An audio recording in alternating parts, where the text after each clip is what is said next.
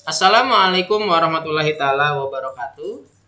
Selamat pagi. Apa kabar sobat Necis? Mudah-mudahan kalian dalam keadaan sehat. Masih di program Necis Belajar, media pembelajaran sobat Necis. Kali ini kita akan belajar mata pelajaran kimia kelas 10 bab 1 semester 1, yaitu pendahuluan dan pengenalan ilmu kimia dalam kehidupan sehari-hari.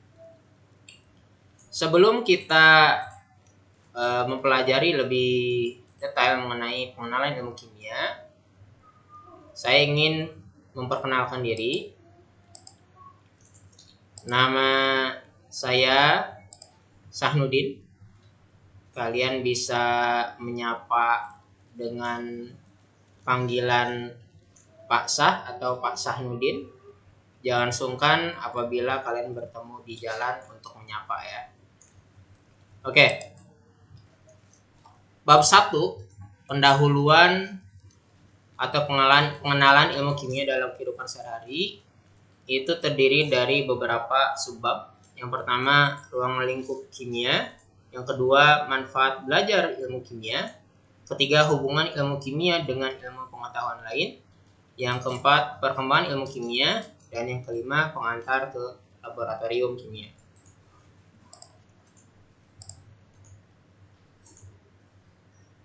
Nah, di benak kita pasti bertanya-tanya, apa ilmu kimia itu?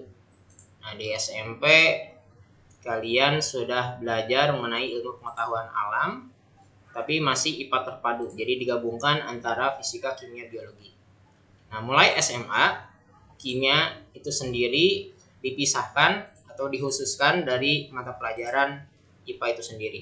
Jadi di SMA kalian akan mendapatkan mata pelajaran kimia, fisika, dan biologi.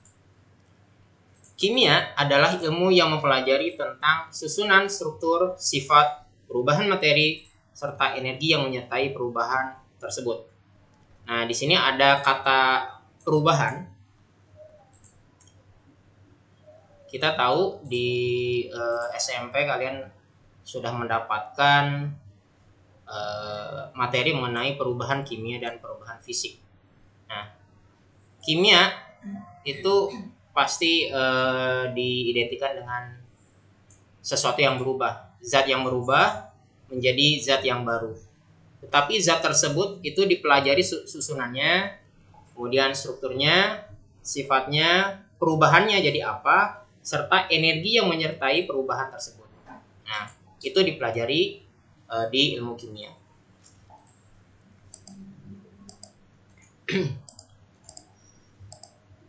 Nah, kita ambil contoh, misalkan ini ada dua buah gambar. Di sebelah kiri kita lihat ada kertas ya. Kertas yang dibakar menjadi zat yang baru ya, seperti jadi abu. Terus warnanya agak sedikit kehitaman ya. Kemudian yang sebelah kanan ada gambar gembok ya, besi ya. Besi yang berkarat, yang tentunya sifatnya akan berbeda dengan sifat besi yang semula atau baja yang semula sebelum berkarat. Kemudian, apa sih manfaat belajar ilmu kimia? Manfaat belajar ilmu kimia antara lain, yang pertama, pemahaman yang lebih baik terhadap alam sekitar dan berbagai proses yang berlangsung di dalamnya. Pemahaman yang lebih baik terhadap alam sekitar, diulang ya. Yang lebih baik terhadap alam sekitar. Maksudnya, kita harus memahami alam ya. Alam contohnya kita ambil saja sampel sampah misalnya. Ada sampah yang berasal dari alam atau kita sebut dengan sampah organik. Ada juga sampah yang sintetik.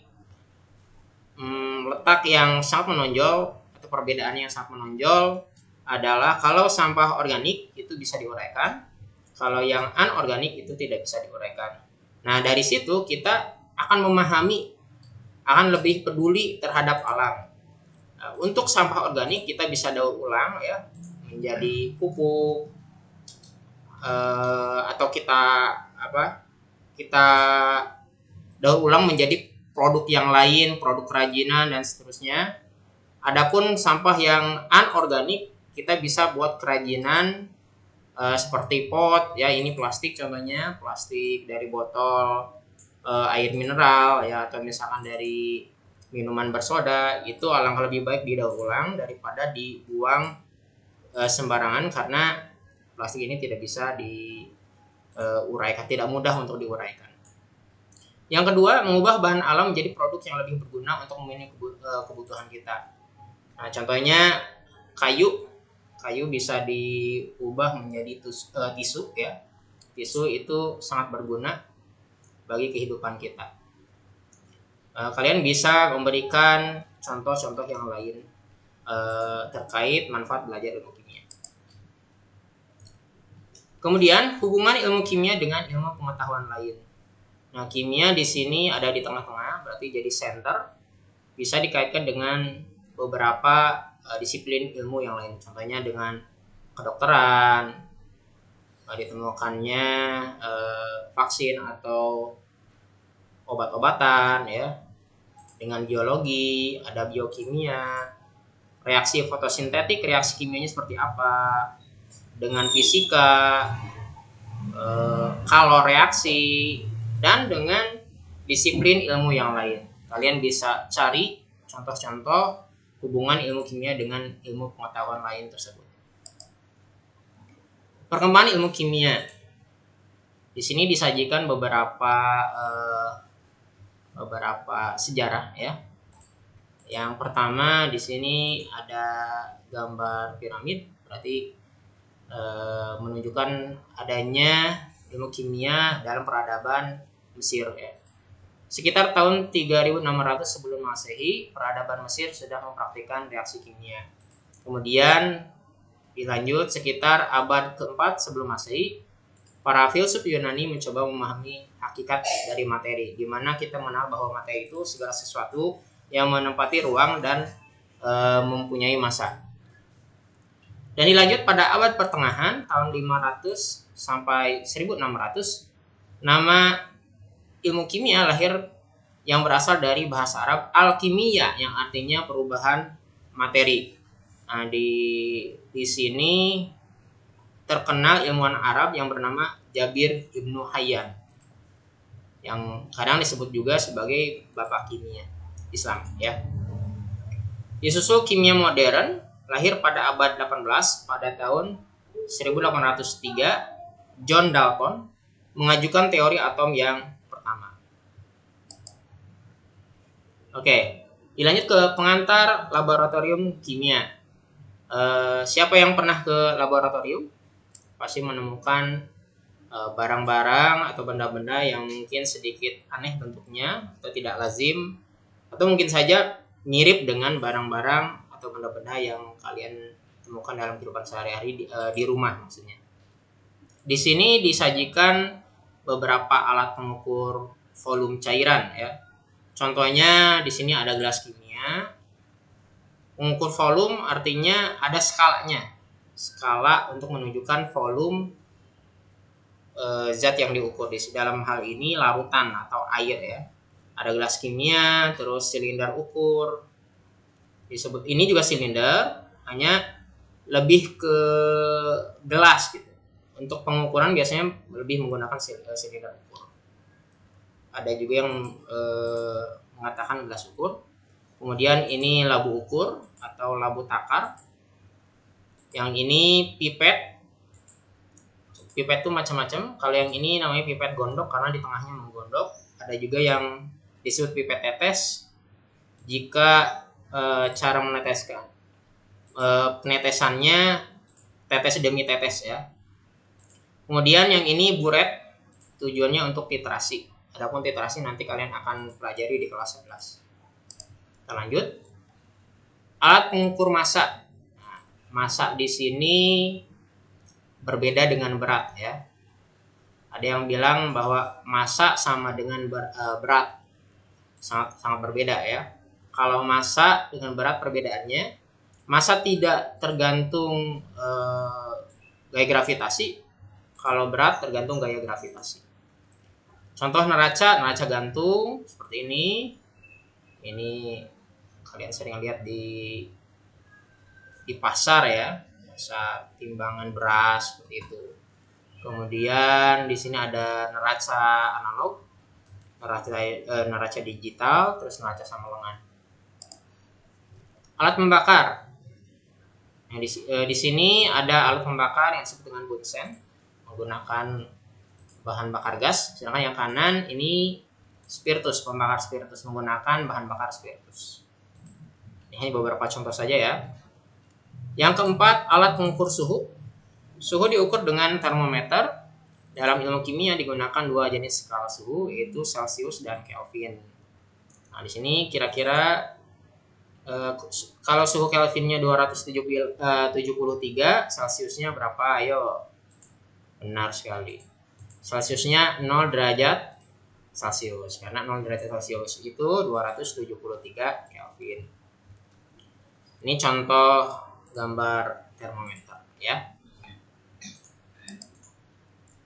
Kemudian ada lambang-lambang zat kimia berbahaya. Apabila kalian di jalan tidak sengaja melihat mobil besar dengan tangki yang memiliki lambang seperti ini, maka bisa dipastikan mobil tersebut sedang mengangkut zat kimia berbahaya. Ada yang lambangnya seperti ini, ya, seperti ada yang hancur. Ini ledakan ya, artinya zat kimia tersebut mudah meledak, eksplosif. Kemudian ini flammable, sangat mudah terbakar ya, lambang api, mudah terbakar. Kalau ada lambang api tapi ada tulisan F+, itu sangat mudah terbakar. Ada mudah terbakar, ada sangat mudah terbakar.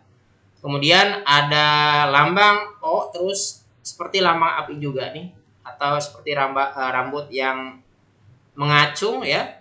Ini bahan yang bersifat oksidator. Kemudian yang ini lambang korosif, artinya merusak benda-benda yang dikenainya. Kalau benda kena zat kimia yang korosif bisa rusak, atau misalkan tangan kita bisa terluka. Nah, ini lambangnya. Kemudian harmful. Harmful itu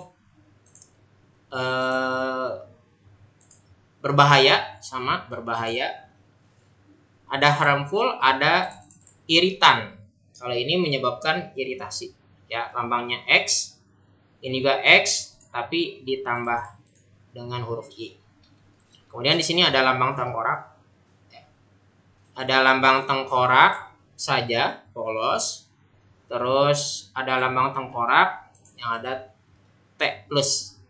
Bedanya kalau yang tengkorak saja beracun. Kalau ada tengkorak dan T+ itu sangat beracun. Hati-hati apabila kalian menggunakan baju dengan lambang tengkorak. Dikhawatirkan baju kalian beracun. Seperti itu.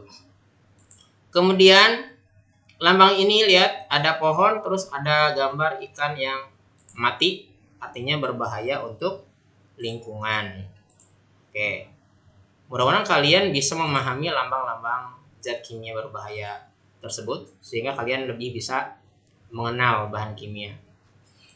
Nah, untuk tugasnya beri masing-masing satu bahan kimia atau beri contoh masing-masing satu bahan kimia berbahaya sesuai lambang di atas. Maksudnya gini, contoh bahan kimia yang eksplosif, 1 buah.